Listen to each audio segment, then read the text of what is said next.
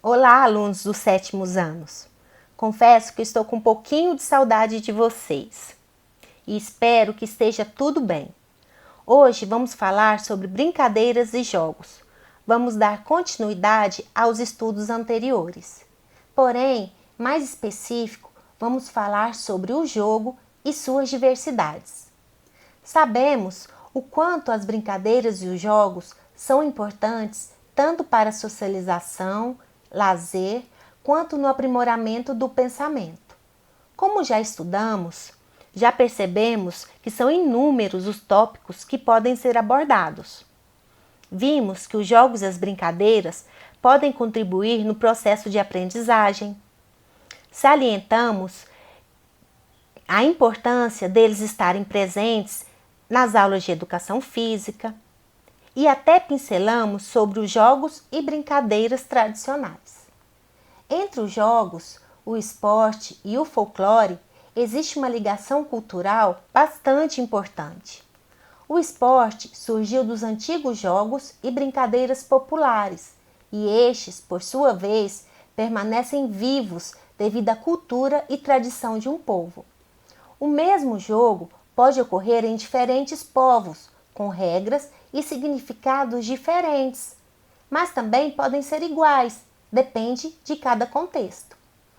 Alguns jogos terão uma única origem e outros poderão coincidir em sua existência em diferentes épocas e lugares, adaptando-se às mudanças sociais e culturais de um país, surgindo de práticas abandonadas por adultos, de fragmentos de poemas, romances, de outros jogos e até da imitação da vida adulta, ou seja, de tudo que a imaginação do ser que joga permitir. E para começarmos então de fato, é importante saber que jogo e esporte não são sinônimos, eles são diferentes. Jogo e esporte são fenômenos distintos da cultura corporal. E para avançarmos, é necessário termos a compreensão do que é cada um deles. O jogo possui competições assistemáticas ou não possui competição. O que é assistemática? É quando não precisam, não possuem planejamento e organização. Envolve estratégia e raciocínio, como jogos de carta ou jogos de tabuleiro. Caracteriza-se pela espontaneidade, fantasia, flexibilidade das regras e dos nomes, além da ludicidade. Possuem regras flexíveis, como eu disse. Isso quer dizer que as regras podem ser modificadas, adaptadas pelos seus jogadores. E vou te contar uma curiosidade. Alguns esportes podem ser considerados jogos, você sabia? Quando realizados para fins lúdicos e de forma amadora, como futebol de rua ou pelada, aquele que a gente chama de golzinho. Já o esporte é um pouquinho diferente. É uma atividade física institucionalizada. O que é isso? Quer dizer que necessita de uma instituição regulamentadora, que são as ligas, federações e confederações. Possuem competições sistematizadas, que já é diferente do jogo, porque precisam ser organizados e planejados. Está sujeito a regras pré-definidas, que são universais, não podem ser modificadas, não são flexíveis. É caracterizada pela competitividade, pela busca do alto rendimento e pelo desenvolvimento de habilidades motoras específicas, mas isso mediante os esportes praticados. Vou dar um exemplo de habilidades: equilíbrio, coordenação motora, noção de espaço. E posso te contar uma outra curiosidade? A maioria dos esportes estão relacionados à atividade física, como futebol, corrida, basquete, certo? Certo. Porém, há algumas exceções, como o xadrez, que também é considerado um esporte. E como tudo na vida tem história, o jogo também. Os jogos existem desde a pré-história e seus registros indicam as mais variadas formas de jogar nas diversas partes do mundo. Como forma de manifestação da cultura de povos, foram encontrados jogos de expressão utilitária, recreativa e até religiosa. Alguns jogos passaram por alterações e muitos deles vieram a compor um elenco de modalidades que mais tarde foram disputados nos Jogos Olímpicos da Grécia. Há registros de jogos encontrados em paredes de cavernas espalhados pelo mundo todo. Esse fato retrata a necessidade de que já se apresentava de dar aos momentos de luta pela sobrevivência um caráter mais lúdico, atividades como a caça, a pesca e outros. O jogo oferece situações de aprendizagens ricas e muito interessantes. Promove o desenvolvimento físico e motor, a interação entre os participantes, permite o confronto de percepções de esquemas, comparações, troca de informações e até pontos de vista podem ser discutidos. Modificações de conceito e conhecimento diversos. Possibilita ainda o desenvolvimento de capacidades para solucionar os problemas relacionados à sociedade, ao espaço físico, ao tempo, ritmo, limites e até as regras.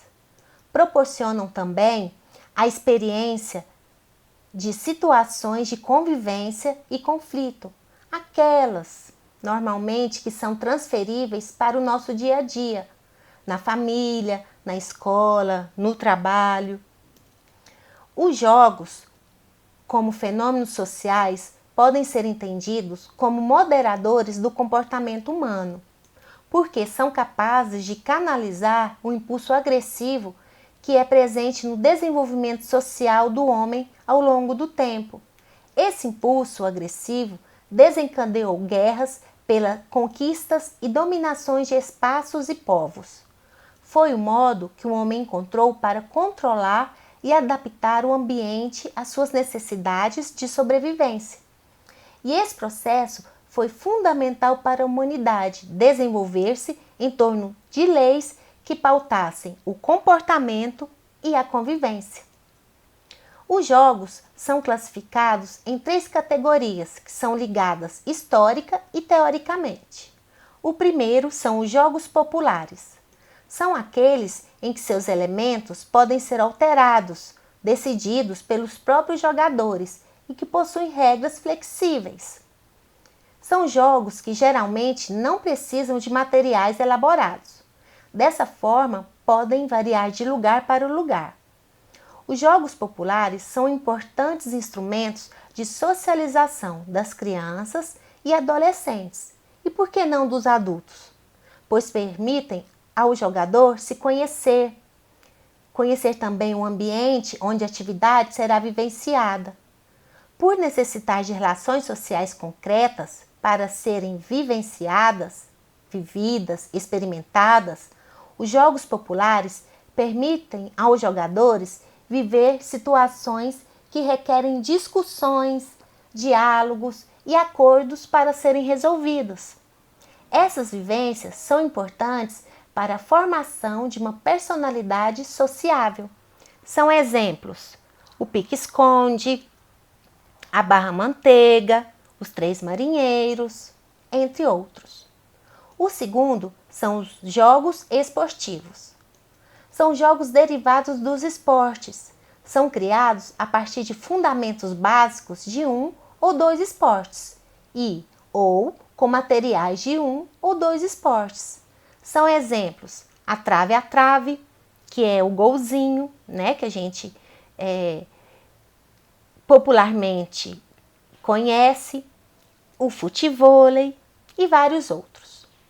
E o terceiro jogo, e o mais importante para a nossa aula de hoje, é o jogo de salão, também conhecido como jogo de mesa, onde utilizam-se de tabuleiros e pequenas peças para a representação dos jogadores.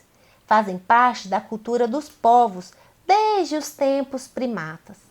Normalmente, são jogados por 2 pessoas, mas existem alguns que admitem até 6, como as damas chinesas.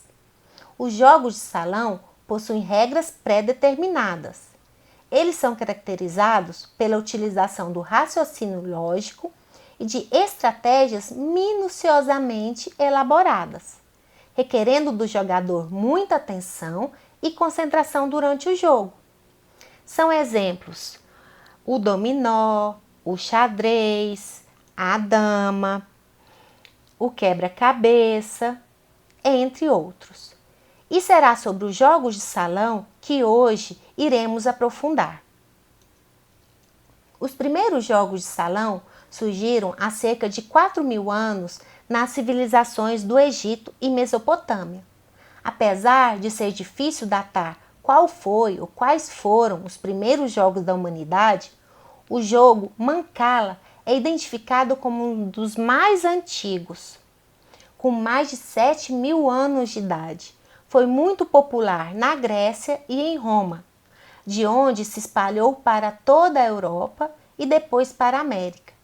E somente a partir do século XIX, os jogos se tornaram produtos de massa, devido ao surgimento da classe média, que tinha mais tempo para o lazer. Claro, né? E a partir da década de 80, os jogos de salão perderam bastante popularidade. E adivinha por quê? Claro, por causa dos jogos eletrônicos. Mas nos últimos anos voltaram a conquistar muitos adeptos, e um dos motivos é o seu alto índice de interação entre os jogadores. E sobre a classificação dos jogos de salão, temos o jogo de sorte. São jogos nos quais os participantes necessitam mais de sorte do que de habilidade de jogo. Na grande maioria, são jogos de dados, como ludo e jogos de trilha. Segundo, jogos de estratégia. São jogos em que a habilidade dos jogadores de tomar decisões estratégicas supera a sorte como fator de determinação do vencedor. Ou seja, eles precisam mais de estratégias do que de sorte. São exemplos a dama e o xadrez. Terceiro, são jogos de sorte e estratégia. Obviamente, unem os dois primeiros. São jogos em que os participantes precisam tanto de sorte quanto de habilidade. Precisam das duas coisas. São exemplos o Monopólio, conhecido no Brasil como Banco Imobiliário, e o War. É claro que tanto os jogos como as brincadeiras e os esportes podem e devem ser praticados tanto pelos meninos quanto pelas meninas. Então essa foi a classificação dos jogos de salão. E claro que não podíamos deixar de salientar sobre a importância dos jogos de salão dentro da escola, pois são essenciais para exercitar a mente, desenvolver o raciocínio, a concentração e a criatividade. Além de auxiliar nessa área cognitiva, eles contribuem também na questão disciplinar, pois as normas bem definidas de cada jogo colaboram para criar o hábito de atenção às regras de forma geral. E o aluno, sem perceber, se torna mais disposto a cumprir as diretrizes, as leis, aquelas normas que são comuns a todos e a respeitar o direito do outro. Claro que a gente não podia deixar de falar que outros fatores também são importantes, pois o aluno aprende a competir de forma saudável, aprendem que nem sempre é possível ganhar e que as derrotas servem para repensar os erros acontecidos durante a partida e, a partir deles, construir as estratégias, pensando, repensando, pensando novamente, para que os obstáculos possam ser vencidos, como os que enfrentamos no nosso dia a dia. Dessa forma, promover momentos nas aulas de educação física para os jogos de salão, assim como o xadrez, a dama e tantos outros, é também promover a cooperação, o respeito, a solidariedade no ambiente escolar. Aqui eu vou deixar para vocês as atividades e vou dar as orientações. As atividades de 1 a 7 devem ser copiadas e respondidas no caderno. Então, você vai copiar e respondê-las no caderno, colocando a data, fazendo um cabeçalho, né? Colocando a data, o seu nome, o nome da professora, o nome do conteúdo e da disciplina. Já a 8ª questão, nós iremos vivenciar. Na verdade, vamos confeccionar um jogo de tabuleiro da cultura africana, chamado Tsoro Yematato.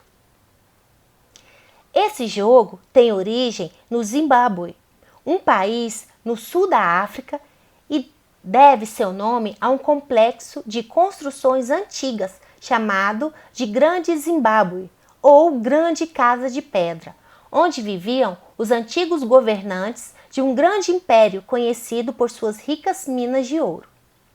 Tsoro Yematato significa jogo de pedra jogado com 3 e era jogado pelas crianças de Zimbábue com o nome já sugere, com pedras em tabuleiros desenhados no chão de terra.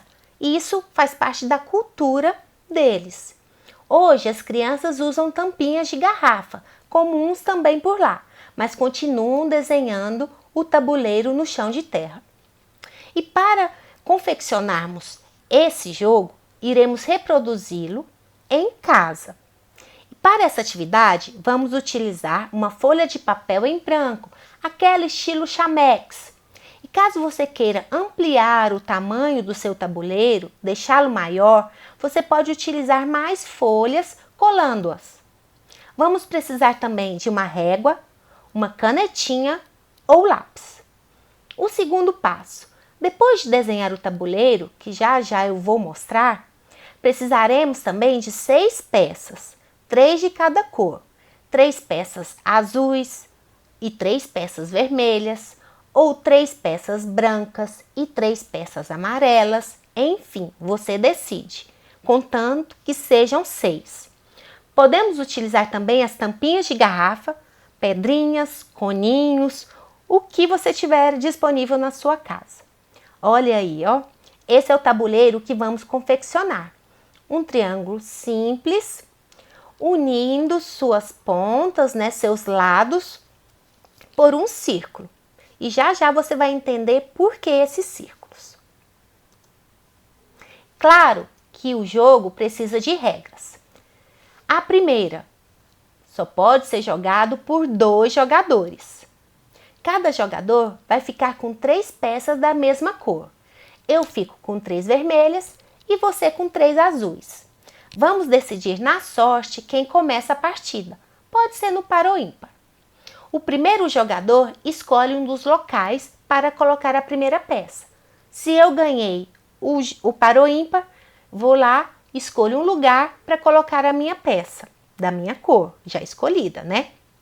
E assim sucessivamente. Eu coloquei primeiro, o meu colega vem e coloca depois. São movimentos alternados, ou seja, cada jogador, na sua vez, coloca uma peça naquele círculo vazio do tabuleiro. Lembra aqueles círculos pretos?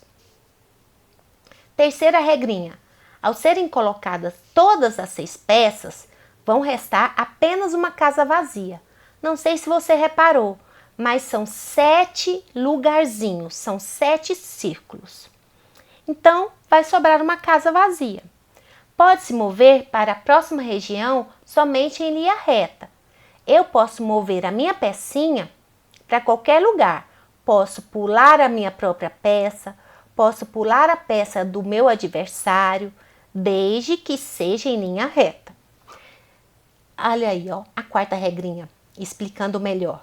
Cada jogador, na sua vez, move uma das peças para uma casa vizinha e vazia, permitindo saltar sobre uma peça sua ou do adversário. Vou lembrar novamente, sempre em linha reta. Claro, ganha primeiro quem alinhar suas 3 peças em linhas retas, formada pelos círculos do tabuleiro. Quero muito que esse tempo passe logo e que a gente volte a se encontrar frente a frente. E eu ficaria muito honrada em saber como foi a sua experiência com essa atividade, na elaboração desse tabuleiro e na participação desse jogo. Quais foram suas sensações? Alguém te ajudou a confeccionar o tabuleiro? Quem participou com você? Será que existe semelhança desse jogo com algum outro já existente que você conhece? Enfim, será um prazer e estarei de braços e ouvidos bem abertos, te esperando para compartilhar comigo essa experiência tão valiosa. Aqui embaixo da tela, deixei um link em vermelho que você pode acessar, que vai te ajudar a compreender melhor como se joga o tesouro. Lá está bem detalhado, bem explicado. Fica a dica.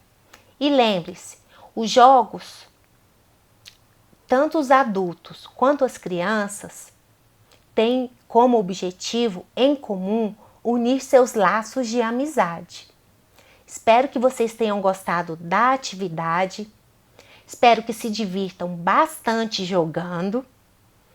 Realizem com dedicação todas as atividades e, principalmente, fique em casa.